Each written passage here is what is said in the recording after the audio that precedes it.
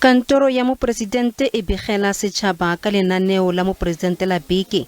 Mopresidente Cyril Ramaphosa o solofetswe go leba kwa Bali le kwa Indonesia kwa ileng go tsenela summit ya G7 ka labobedi.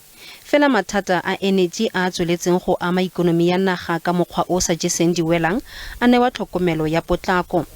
Bontsi jwa baagi ba santse ba kgorelediwa ke kgaogo ya motlakase fela bana le tsholofelo.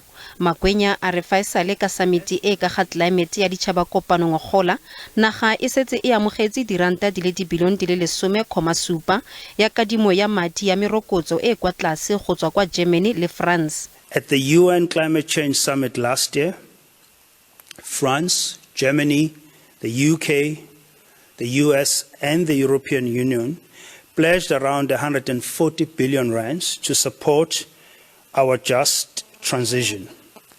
An initial amount of 10.7 billion rands has been received in low-interest loans from Germany and France. While South Africa welcomes low-interest or concessional loans, a substantial portion of this funding needs to be in the form of grants.